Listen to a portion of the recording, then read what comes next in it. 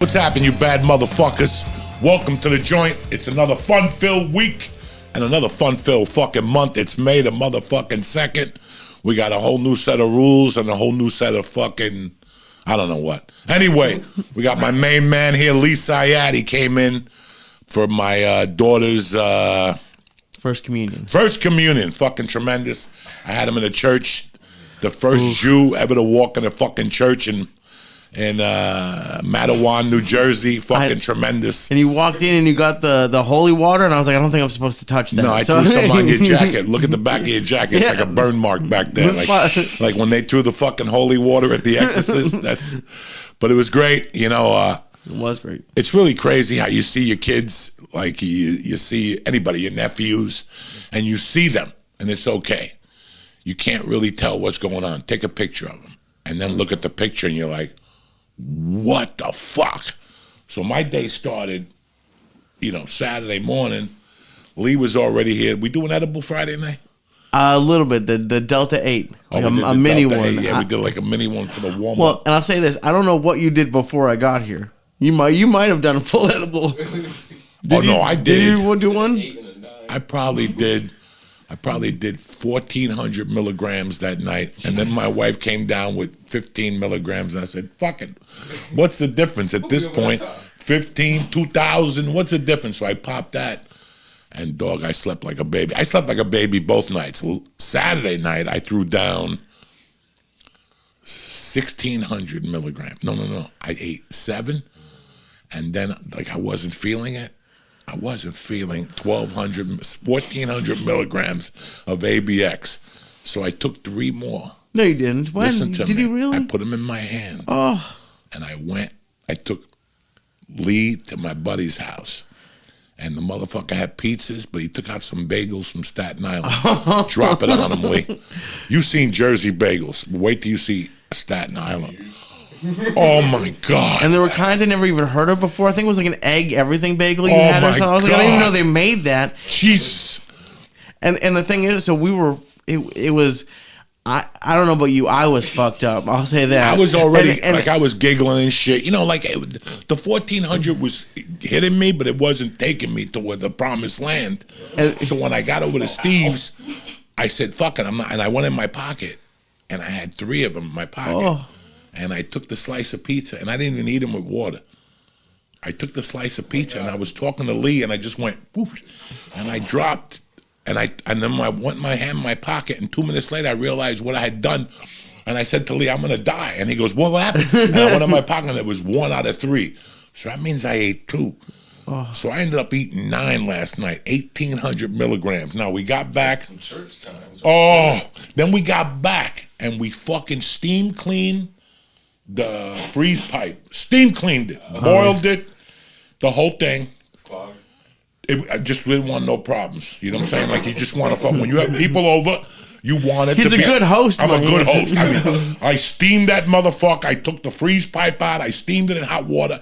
It was liquidy in there. That's how fucking, and I refroze it from scratch. And I put in some Maven.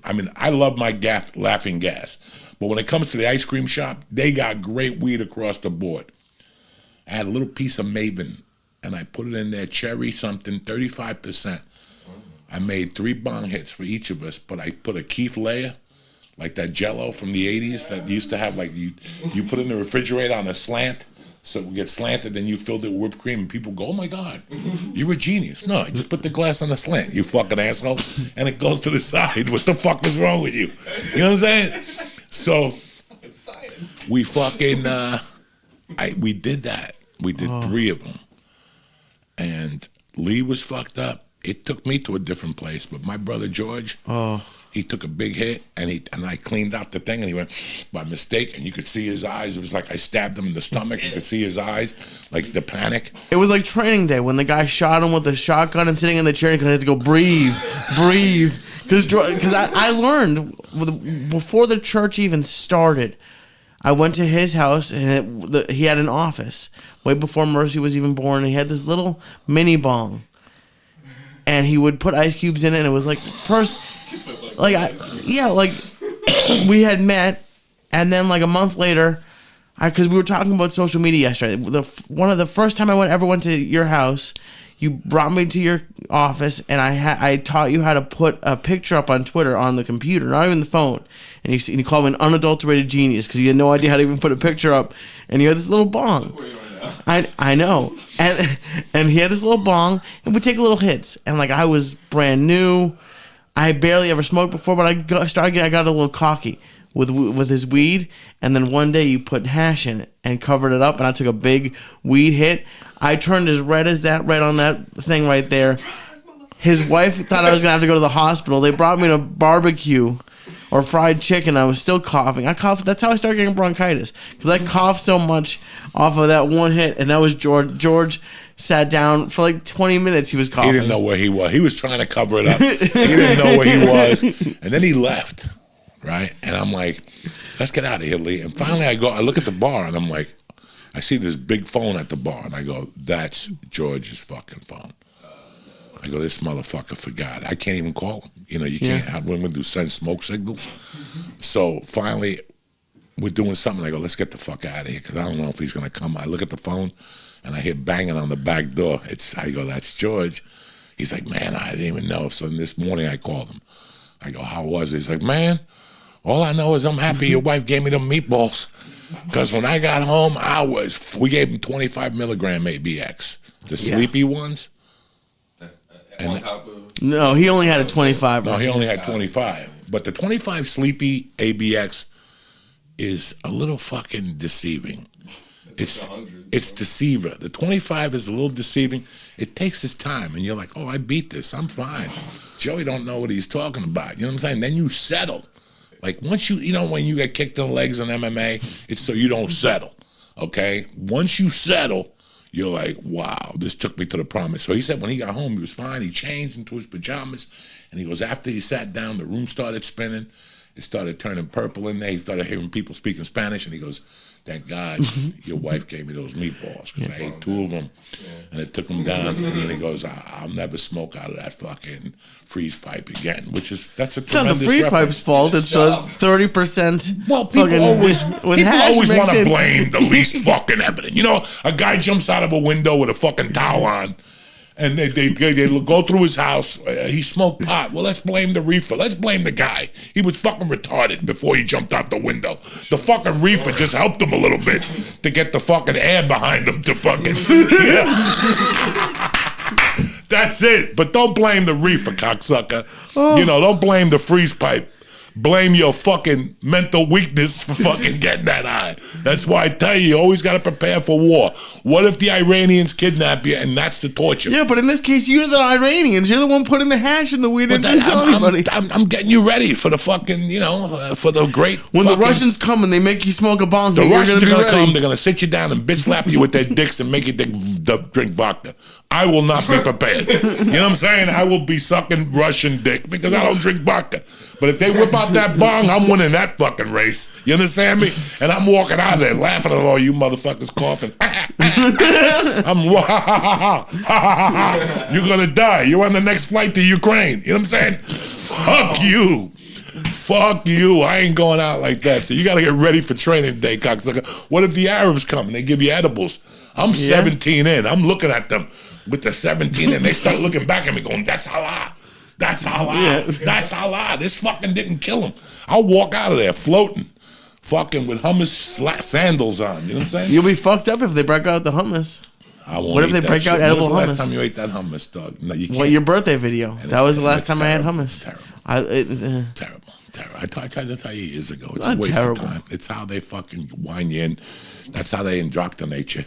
Next thing you know, you're fucking walking around with your hands up and shit. You know what I'm saying? It's like going to the 7-Eleven in North Hollywood by Laurel Canyon. Every time you went in there, those fucking attendants will give you those fucking Islam eyes. Like, between 15 minutes, you'd be getting out of there looking for a pipe bomb and shit. You going to Target tonight, you're taking out the fucking... The pressure cooker? Oh, my God. The pressure cooker department. It's the truth, bro. He'll tell you about North Hollywood. That was a joke amongst us. But it wasn't a fucking joke.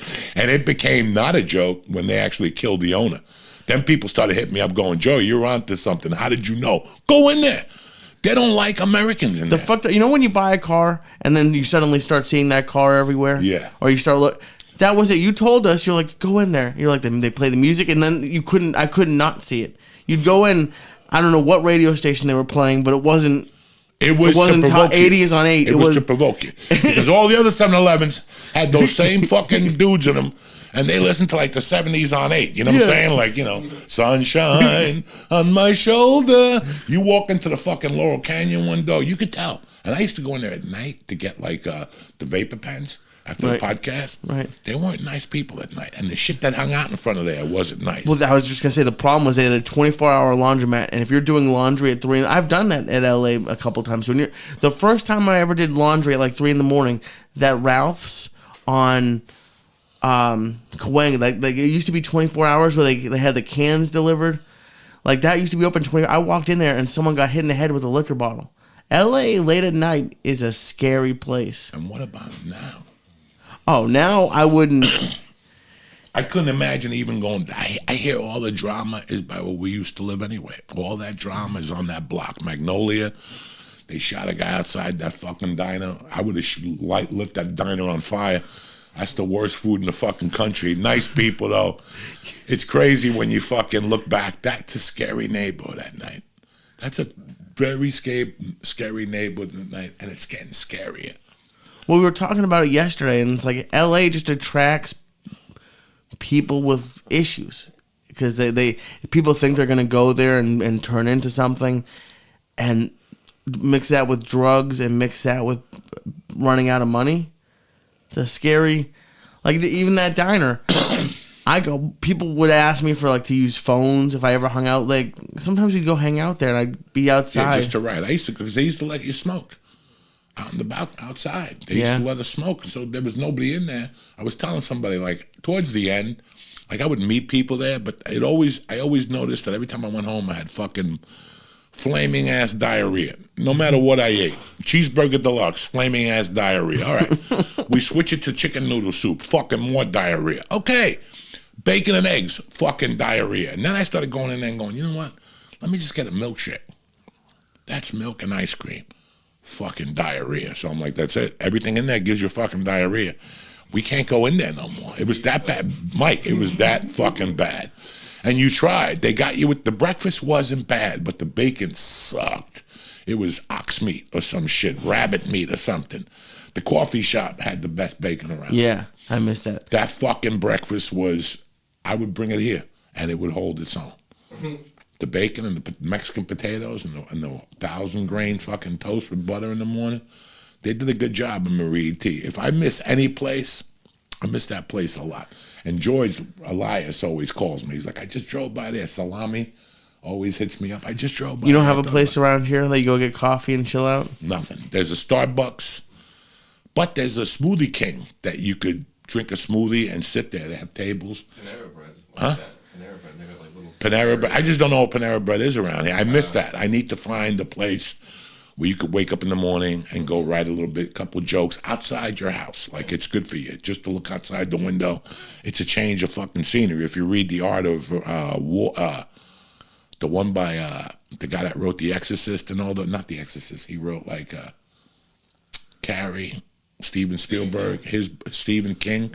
His book is about like how he sits. On writing it. It's how he sits and how he faces a certain wall. He only listens to AC/DC, which is rare because I can't even listen to music when I fucking try to write anything. If not, you're trying to write a joke. Next thing you know, you're singing the lyrics and you're like, that ain't the lyrics I wanted, cocksucker. I'm trying to write a joke here. But it's really, I don't have that here. But that's okay, for now. Like, I'm looking forward to the pool to open because there's places there you can sit outside and it's shady and they got great fucking sandwiches there. Dog, I can't tell you. I'm an old man and I'm looking forward to the pool more than when I was a kid. I got so much, I had such a good time. It was the first time in a long time I just relaxed. It's like when people say that you want to go fishing and you're like, the fuck am I going to do fishing, Fishing isn't about catching fish. It's just about sitting there and breathing and getting vitamin D and talking to your grandpa about, when he went to World War II and fought the Nazis. It's just stupid shit. And at the end of it, you kind of feel good. It's like a therapy session, And you're getting better at it? Because I thought about you when I was in Florida. Because I sat down on the beach and I had a hard time for like the first hour. Because I thought about you being like, what am I supposed to do now? And it took me a little bit to like relax a little bit. Because I was just sitting there with doing nothing. And I thought of you. But I could see you having fun with a coffee shop, but like my favorite part about yesterday was like the party was great, the food was great, but then when like we just started like relaxing, like your neighbors came over. You have a good setup down here. You have a good group of people, and you know what? It's funny how like things like they just really worked out. Like your house, it's in a perfect location. You have like a cool backyard. It's not too big. Like, it's not like you're going to have to worry about it. No, because I'm worthless. I can't mow a lawn. I would chop my fucking foot off. I'm like Pat Riley on that show when he tried to fucking trim the trees on his roof and he cut himself on the foot. Right. That's me. So I knew that I couldn't get, like, people like want to get well, there weren't no fixer-uppers in this neighborhood. This wasn't a neighborhood fixer-upper. So I was happy about that. I think about the future and I'm like, who's going to paint these walls? Upstairs, you got to use a ladder to paint those windowsills and shit. You do paint? I mean, listen, I can paint. I can mow grass. I know how to paint, but I know how to paint right. Like, I like fucking putting the tape. I don't like runs in the wall. I'll take all the caps off the receptacles or everything. I'll do all that shit. But it's also like you're just like it just was smart how like the backyard's great to like relax in, but then I was looking at houses in Florida. Mansions almost $1 million. Like you could have this house and like be retired, and I don't know what your payments are, but like you didn't go overboard. Like you're like, this is like a comfortable house. Like she showed me 30 houses, and I looked at a house that, first of all, it's me and my wife and my daughter. My wife isn't 40, and we're not going to get a cleaning person to help us. So I said, forget about the big house. Like I'm not here for the Joneses. Right. I just wanted a comfortable house for my daughter and my wife that we would like. I looked at a bunch of houses. Some of them were in the 800,000. Some of them were 850, and I'm like, we don't need that room. No. What am I gonna do? Airbnb? What am I gonna do with 3 6 You don't want bedroom guests house? anyways. I could see a 4-bedroom house, 3 of us, in an office, and maybe her office or a playroom or something like that.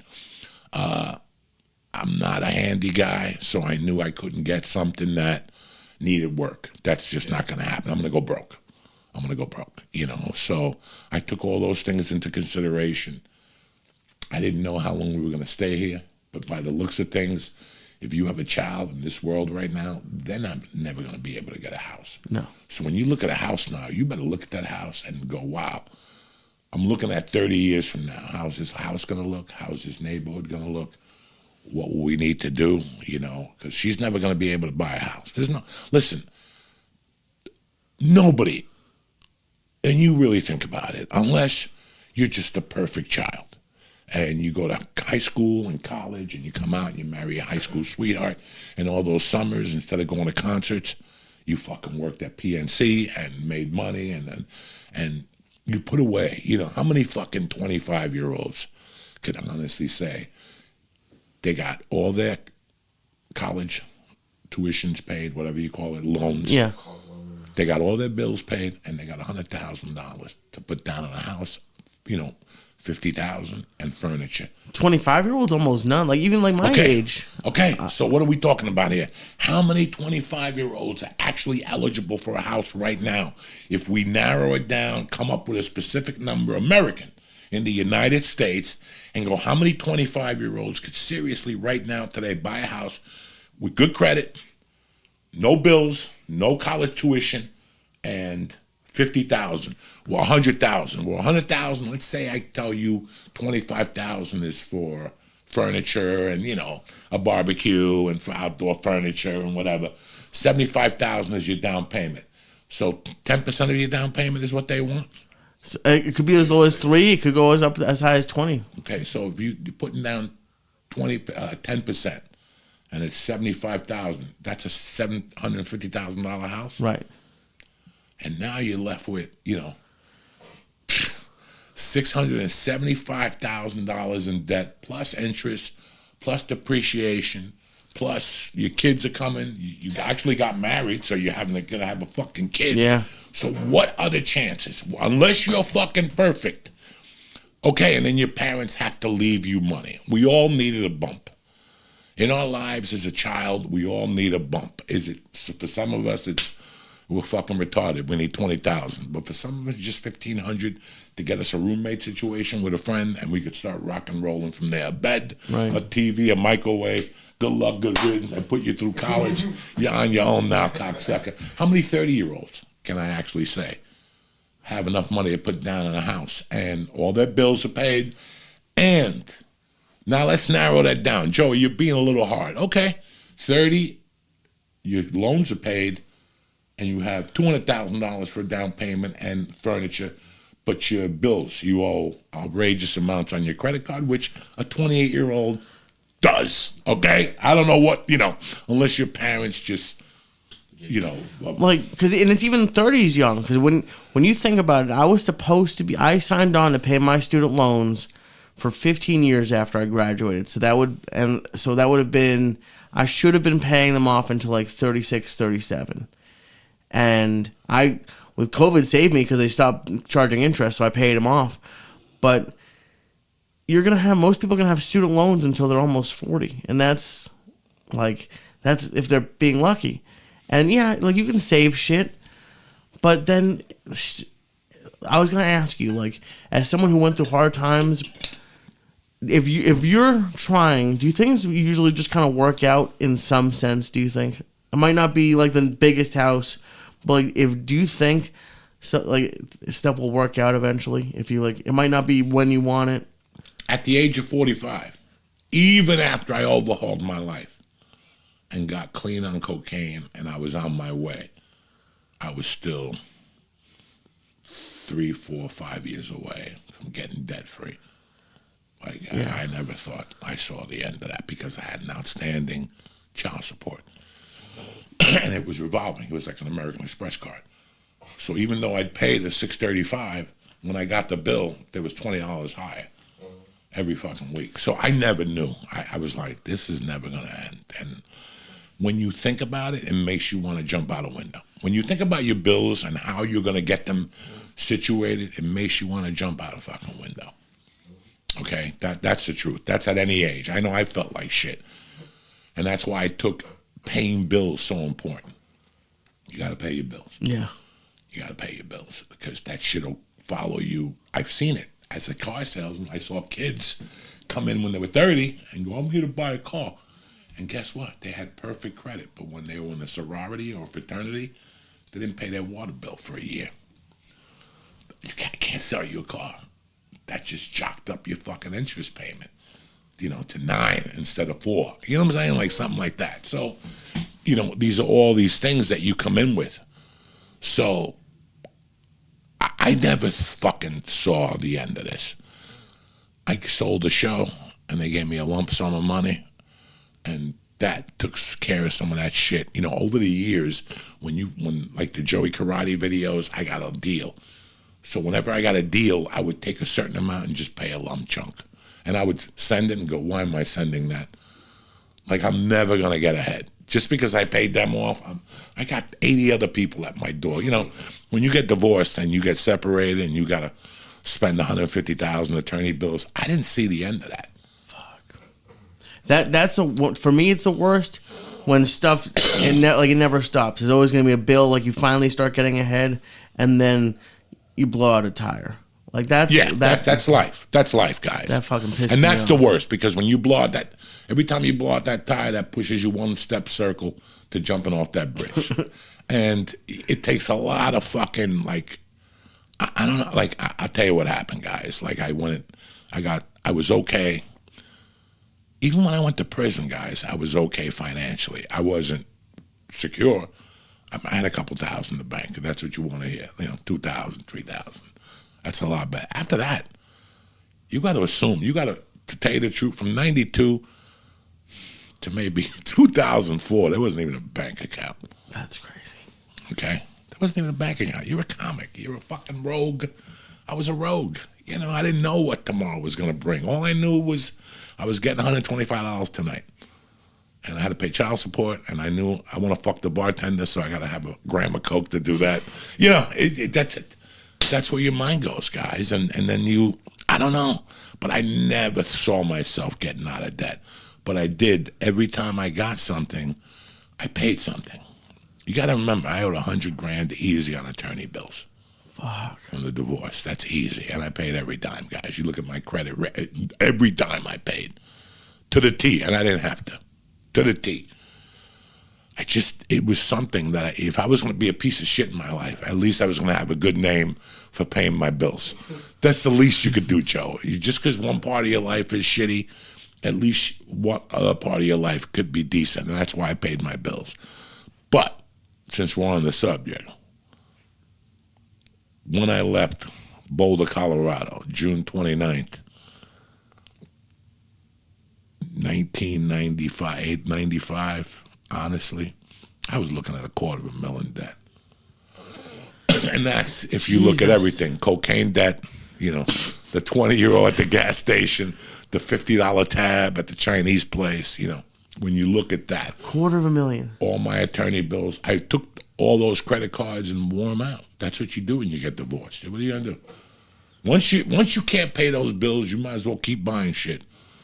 Until you go to that place and they're like, decline, call, and that's when you know, time to use the next one. You put that in the back burner. You're going back to the safe to get the other 3 that are in there. You know, and I kept doing that. I got into comedy. You don't want to work. It's not a hip thing to work. You want to get together with your comic buddies in the afternoon and smoke dope and write stupid jokes. But when I got the Taco Bell commercial, that's the first time I sat down and add up exactly. At that point, in August of 98, the bill between us went from $250 to $150 because those were like the ones I didn't really have to pay, like that $1,300 drug dealer. Yeah, those don't go on your credit report. The one Discover card that said, we already sent you to whatever. Like if you called me and you said we had a problem and I go, what's the minimum payment? Send me 38. I would send you the 38. But if you called me back and you said you sent me to collection, I'd rip it up. You go fuck your mother now. Now you're not getting So that's another one down. So I tried to do good with these people. Then I was going to join that service that you go through and they pay your bills off. They'll say you need $2,800 a month. You give me debt consolidation. I tried that and I failed at that. And I was like, I'm just hiding. So a friend of mine just goes, just drop off the radar and just pay cash. Just drop off the radar. In 8 years, your credit will come back. And sure enough. But I did pay off the attorneys. I did pay, like I had 2 attorneys I owed money to. I did pay off my child support. And then the kicker was at the end. Because when you're snorting coke, like it's great because you'll pay everything. Oh, I owe Mike 20 here, Mike. I don't know when I'm going to need that 20 back. You know what I'm saying? You pay everything back. But once you stop snorting coke, I had to send $636 a month for 6 years. Damn. That was a heavy fucking loan, guys. That was heavy. $636, $335 for child support, $700 for rent. I still remember. And I used to look at that number every month and go, oh, am I going to fucking do it? I'm getting $15 sets. You know, you're getting $15 a set in L.A. But, man, you just put your head down and you keep. And then after I stopped doing the coke, then I was taking care of the big chunks. The Longest Yard in 2004, I was snorting big coke. You know, that's what I was doing, 60% of my money, but the other money, every week I would have a list of who Terry was going to pay, you know, $1,000 to this attorney. And I can't tell you how many people said to me, like there was 2 guys that said to me, hey man, don't send me any more money. We're good. You did a great job. And nobody sends you money 10 years later. They're like, you stuck to your word. Thank you. But I would have never got out of my holes without the Joey Karate deal, the Fox deal, you know, like those big, because that's what you need. You need a $250, listen, a $600 a week job is only going to get you out of a little bit of debt. $150 a week maybe. $600 cash a week is $2,400. Between rent, food, restaurant, your gym, your jiu-jitsu, I'm sure you could squander it down to maybe 1,800, and then you got 600 to either put away or pay bills with. So I could put away $3,600 a year, and I could also pay off $3,600 a year in bills. But that means I'm not charging nothing. I'm not paying for boots. You know, I'm not getting a flat. Yeah. I'm not getting hit at None of those fucking things. the supermarket, and I got to pay for that. You know, I still remember, you know, having 2 flats on my car. Because one flat, we could always put 2 credit cards together. Try the Visa, the Discover, and call grandma to lend you 30. You know, when you get 2 flats in one day because you ran over a bottle, that's $600 on a car. Unless you go to the Mexicans on Silver Lake and you get them to give you like 2 different tires. I did that for all you motherfuckers that if you use a smaller tire, it'll align. Tell that to the fucking Marines, because I did it for years. And you know that 300-mile tire when you get a flat? The donut? Yeah. What's the name of that? Don't they? Isn't it called the donut? Called donut, yeah. Yeah, they're called donut, but they give it another name too, like a 2,000. Spare tire. Yeah, but no, another name. They have a mileage rating for it. Oh, okay. Like it's a $500, 500-mile spare. Tell that to Uncle Joey. That's on for 2 years. No, I did it for 2 years. The car was driving. I would go down hills and shit, and I'm on a fucking angle because I got a bicycle tire. I use that tire. You know, when you're broke, you figure out all this shit that are lies. Like, you know, like people say, well, an iPhone only works for a little while. You know, after a while, the thing switches and you have to bring it back in. Bitch, you get a struggling comic, he'll fix that iPhone. Yeah. You'll see that iPhone with a string and a can to it. Yeah, none of the apps will work. No, none of the apps will work. work because we'll make it work. Dog, I remember driving a car all over the country that had a fucking hole in the radiator. I drove around with those things with the pellets that you throw in and it glues it up. Yeah. Oh, I used to do that. the guy's like, you can only do it twice and then you'll need a new radiator. I did it like 80 times, bitch, and that radiator finally just blew up one day. I was driving, that motherfucker was on fire as I was driving. You have no idea. You have no idea the fucking rules I broke that people said you could never do. Oh, you'll never make it to Colorado on that tire. Watch me, dog. Wasn't that the car that the exhaust would go into the car when you were driving? Yes, towards the end. And then the fucking dog, that car, I paid $600, $800 for that car. That car probably put, you know, and at $100 a show, you know, probably put $10,000 in my pocket. That car, I hit a car one night. Dog, I was headed to the Seattle Comedy Competition, the semifinals, and there's a guy in front of me. I don't know how this happened. I'm behind them. Now, there's a light drizzle in Seattle. It's always a light drizzle. And I'm late for the contest. I got to be there by a quarter late. I'm late for the fucking contest. I'm doing like 90, and all of a sudden I hit that ramp. And I'm like flying, and the light turned green. Why isn't this fucking guy going? He's like, wait, man. So I just went to put the brake on. That car went right into the back The of brakes him. didn't Dog, work. when I got out to give him I didn't even have a license. When I got out, he still had the sticker on. It was a brand new fucking car. Oh. It was a Friday night. He was bringing it home to go show it to his girlfriend. And I just fucked up his back. I'm like, dog. He said, got an insurance card? I don't have it on me. But I'll call you tonight with it. Give me a number. He's like, okay. He just took the car. Okay, call me later. Bye. Pew! Dog, I never heard a thing from that. Like, the cop never called me. I never got a letter from insurance. I didn't have insurance at the time. I didn't have a license. I had nothing when I hit that guy. That car wasn't registered. He just let me off the hook. And I went over there and took 5th place that night. I could never believe it. I'm like, they're like, when I got that, I was all discombobulated. Like, Joey, what's the matter? I go, I just rear-ended the fucking car. I almost put him through the windshield. It was a new fucking car. Jesus. It's really weird when you're young and you rack up those credit cards because you don't.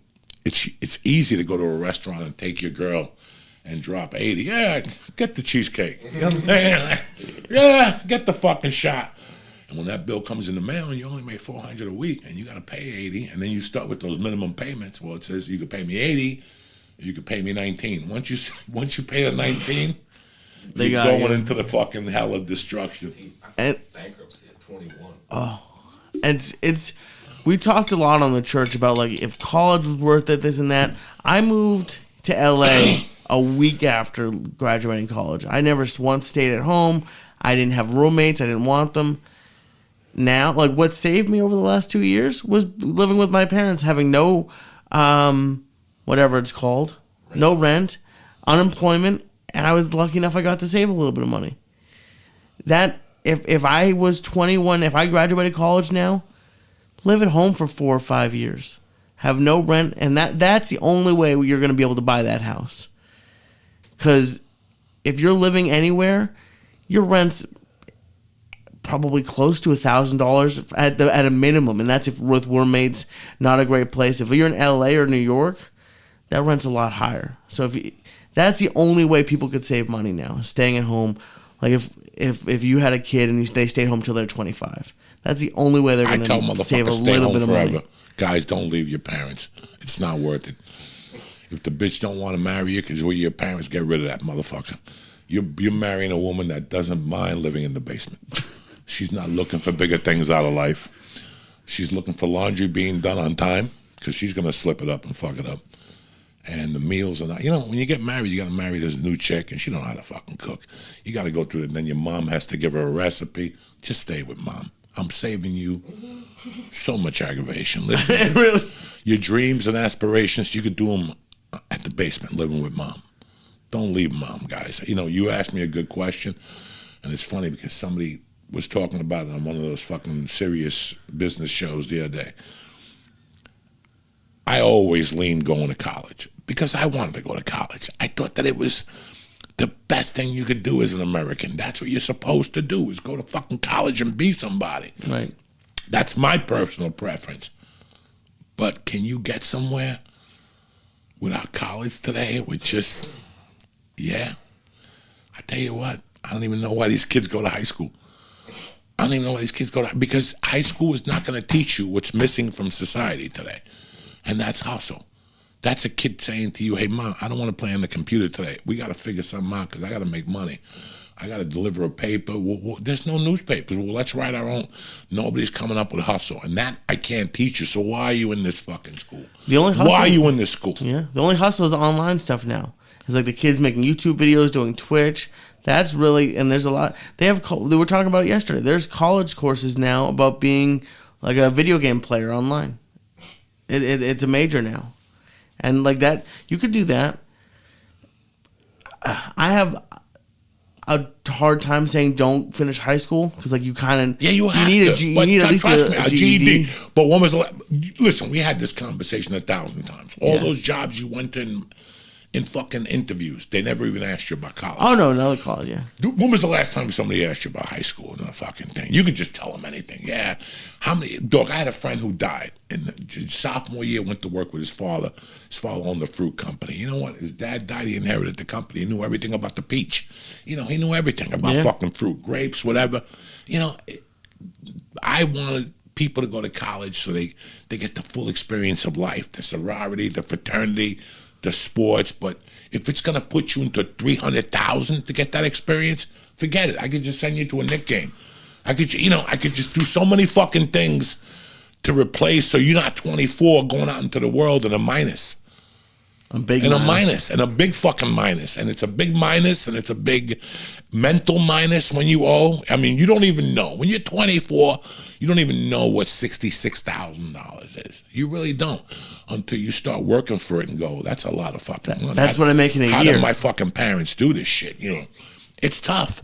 But right now, with all the shit I see, there's kids at home fucking dyeing their head purple, making $1 million a year, telling people they're selling products or whatever. It doesn't take salesmanship. You learn from your ball sack, hustle. You just get sick and tired of being on the couch and saying, I can't live like this anymore. How much longer? I'm not going to go to ITT Tech. You know what I'm saying? Like, that ain't going to work. They ain't going to teach you nothing down there. And that's we ever stay home in the daytime and you put TV on?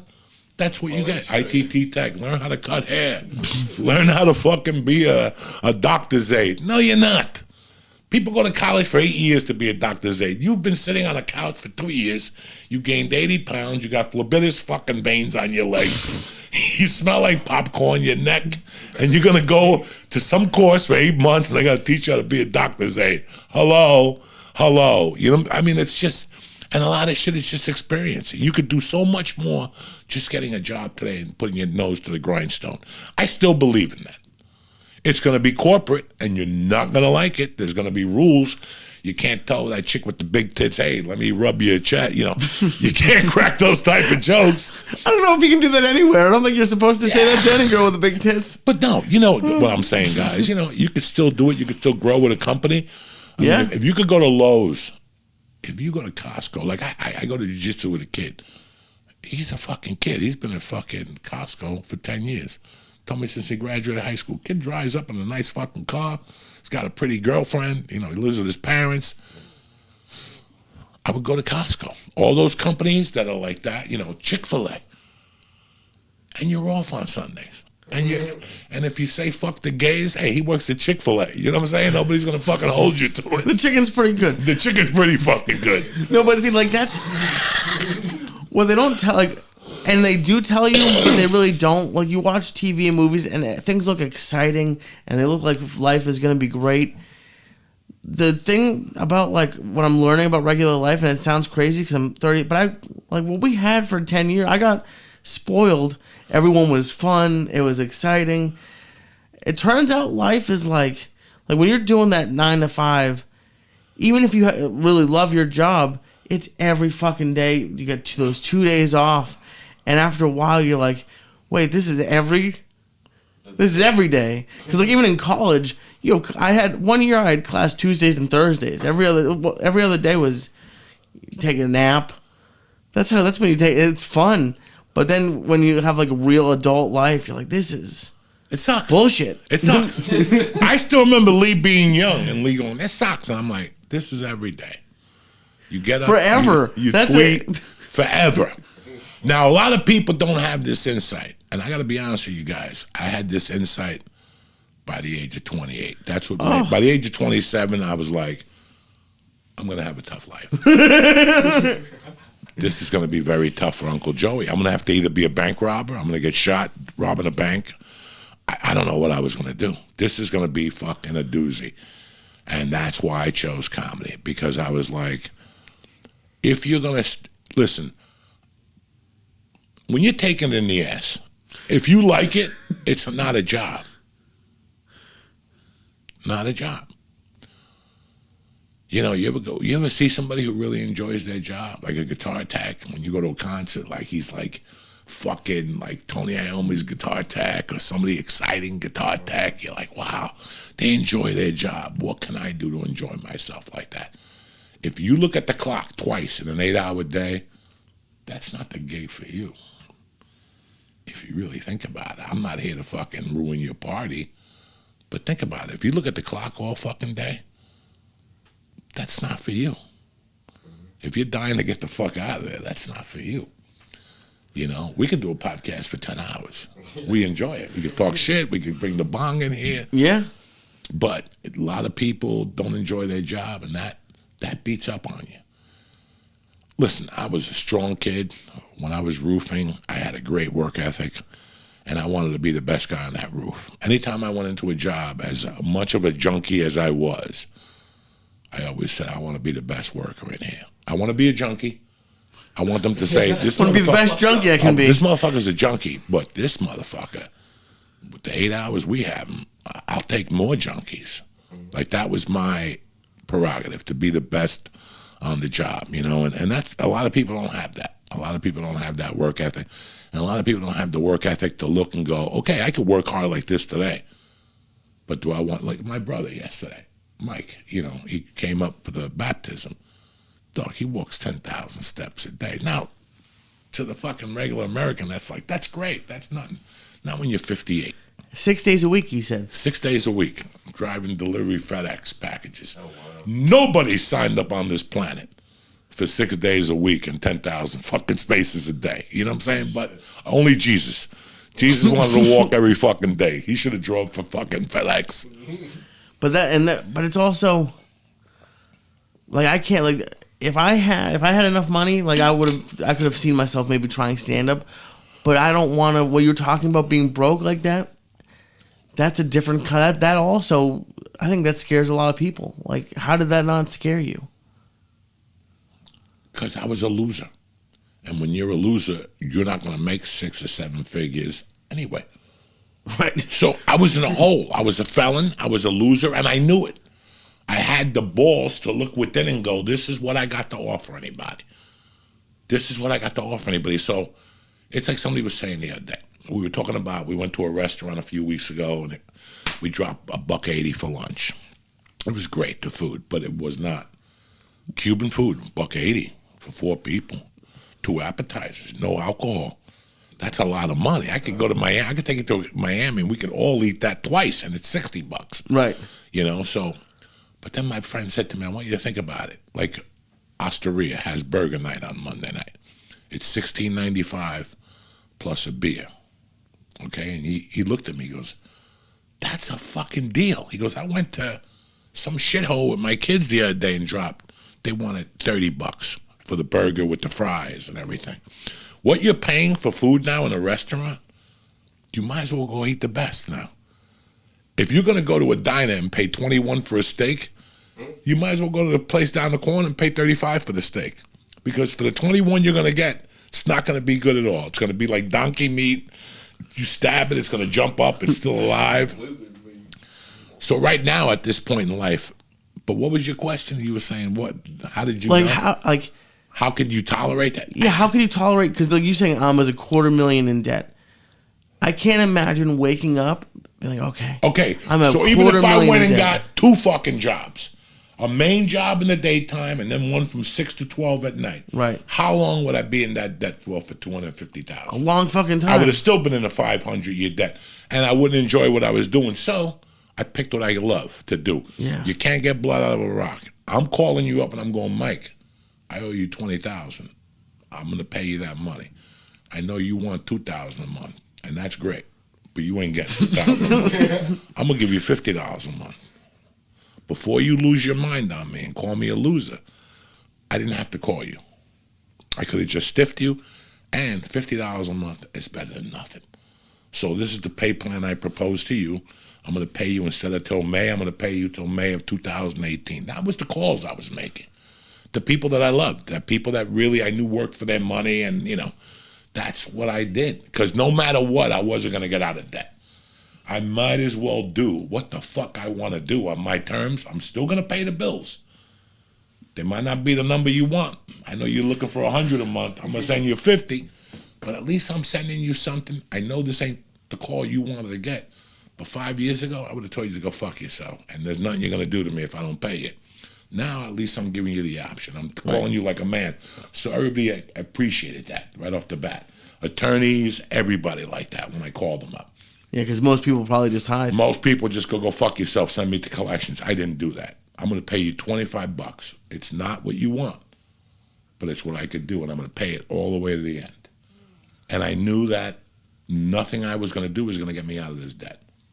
And like it's tough because I see a lot of people who get married really young, and like that when you have a family that young, you don't have the, I guess, luxury of maybe following a dream and doing that. I think that's how a lot of people get stuck doing that, and it's rough to feel like you have to do it.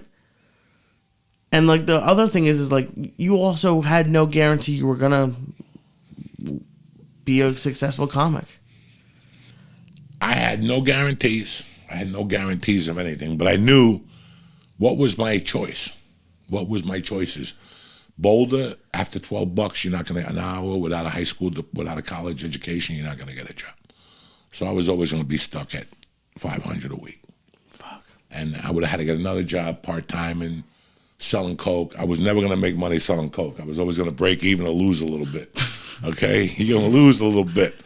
So the Chinese food delivery, you know, I was helping a guy with lay tile, and I would grout for him, and he would give me $50. Have you guys ever grouted a tub? No. You'd rather get raped by 20 guys, and they all come in your ear. That's how bad it is to fucking grout a towel. Your knees hurt because you're on your knees, and you got to pick it up. And I used to grout. He would do them in the daytime and then give me the addresses. And I would go at night, and it would take me 3 hours to fucking do a tub, you know. I did all those jobs, and I'd say, if I combined them all, didn't eat, lived in a fucking car, and I would have never got out of that debt. and as a young man, a young woman, you look at your debt sometimes, and you're gonna look at it. And what I did one day was stop thinking about it because it just got me depressed. Every time I thought about my debt and the numbers, like the algebra, like you owe 210,000. There's 52 weeks in a year. It never added up. It never added up. So I took a chance with the comedy. I believed. When I booked the Taco Bell commercial, all those couple of little things, I always took money out and paid extra. And I told the people, hey, I booked the Taco Bell commercial and I'm paying you. And they would be fucking ecstatic. Really? All right, so my money's going to work now. Now they were looking at it as how is their investment. Right. So it was kind of nice, you know. It was a great feeling. There's no guarantees of anything, but I'm going to tell you something that I thought about the other day. Because after you write a book and you hand it in, it's like anything. When you go to an audition and hand it in on the way home, you're like, fuck, I should have said this. If you go up on stage and you come off, fuck, I should have done this. If you go on stage to play a band and you don't do that solo and you forget it, you're like, fuck, I should have played that solo. There's always something you could have done better. And after I wrote the book, I realized something. I had that situation with my ex-wife and her boyfriend when he called me a spick. Right. And I had the 2 felonies. And I knew that if I did anything, crossed the street or did anything, I would go to jail for 25 years. That's the, you know, it's called a lifetime offender, and they throw you in jail. The day I hit him, the day I decided to hit him, was the day I didn't know, but it was the day I succeeded. When you decided to hit him? I was looking at 25 years, and I didn't think about that. And that's a plus? That was a plus because I got away with that. And that whole situation lifted me up one. I don't like living my life feeling like I was half smacked. And I was walking around half smacked by that guy. So when I smacked him, knowing that I could do 25 years, it's like at the end of the longest yard. The longest yard, the original longest yard, why the original longest yard sets you off with Burt Reynolds is because he throws the game and he's sitting there and he's looking at that old man. Burt Reynolds keeps looking at that fucking old man. And I watched that movie when I was 10. And I thought about that move the rest of my life. And he looks at him and he goes, hey man, come here for a second. He goes, when you hit the warden, was it worth the 25 years? And that old man looked at him, gave him a look, and he goes, yeah, it really was. When I was 10 years old, that move took me and spun a knife in me. That somebody would be looking at 25 years and said, fuck it. I'm going to do what I fucking do regardless of what you want to do to me. Yeah. And I'm going to do it and fucking believe in it. To have the belief, never mind just do it. Some people say, defunk the police. And some other idiots are like, yeah, debunk the police. And, they're like, oh my God, what did I say? You can't have that feeling. You're going and you're believing in what the fuck you're doing. So on the way down there, I was like, I'm going to take his fucking head off his shoulders. And I did. I smacked him. I felt good about what I did.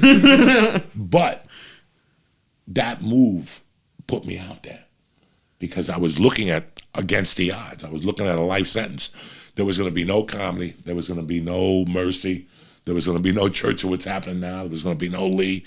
So by doing that, that day, and just going, this is what I'm going to do. I'm going to go for it. And once I went into court, it's so weird. When the judge says, I'm dismissing this, I knew I was leaving town. I knew now I really had to go for comedy because this was a sign from God that you beat that. Now you got to go for comedy. And that's what really happened. That stupid decision I made that day was the one that took me to the next level.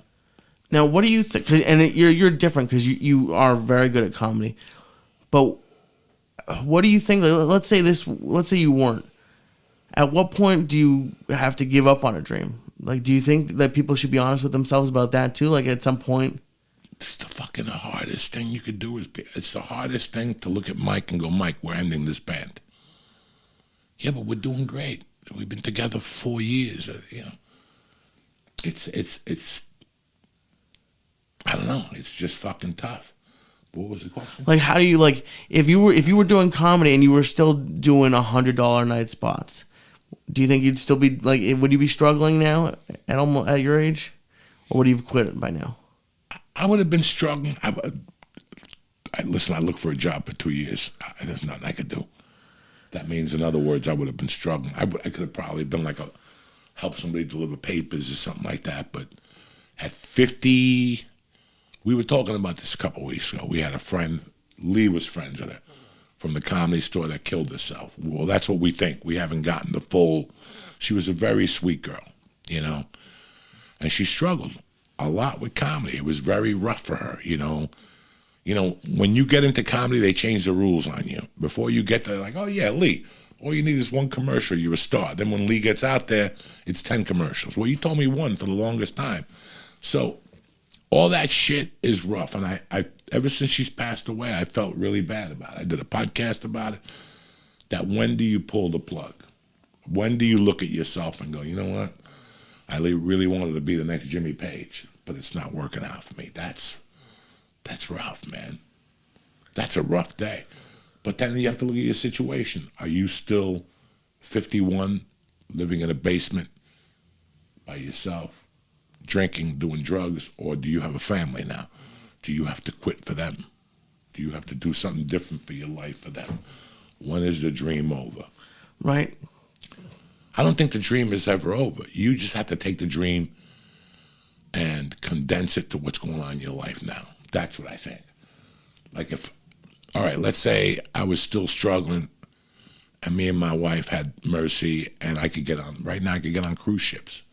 Right. That's $2,000 a week. That's, you know, that's not bad money when you've struggled at 100 a set. I know most comics would like to play Radio City and you would like to play the Improv, but that's not available to you.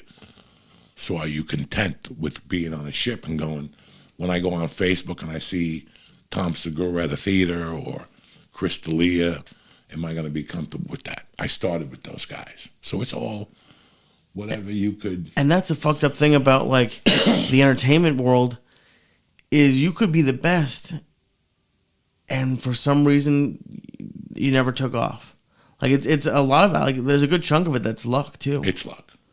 Listen, the best comics right now are not Dave Chappelle. They're not Joe Rogan. They're not Chris D'Elia. They're not Joe Coy. I love those guys. They're my friends. They're great comedians. But there's a fucking white dude that's on probation right now in Nashville that smokes crack. This guy could do 20 minutes just talking about his motherfucking mother, that type of shit. You know? Those guys are very funny. They're just not like the best story I could use is there was a guy when Kennison was on the road. And he walked into a club in Chicago and he saw this guy that I saw a couple of years ago. Great guy. I thought the guy was the best working comic in the country when I saw him. He fucking had me laughing from the beginning to the end. He had a signature bit.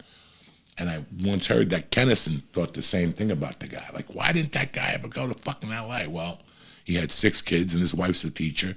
And she's like a principal. She had great insurance and great benefits. So you have those guys. You know, college basketball, pro basketball.